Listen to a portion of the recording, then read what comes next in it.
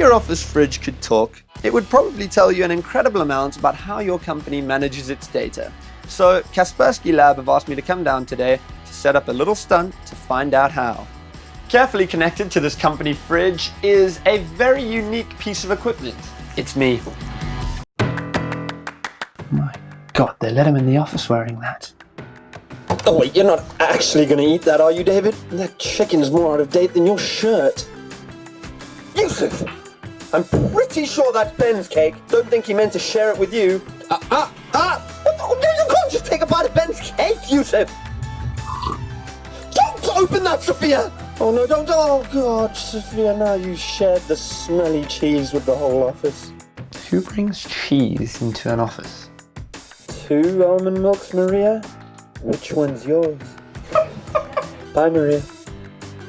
Believe it or not, there is a serious side to this little experiment. Research by Kaspersky Lab shows that if you have an organized fridge, you're far more likely to have an organized approach to your digital data. And that's not all they found out.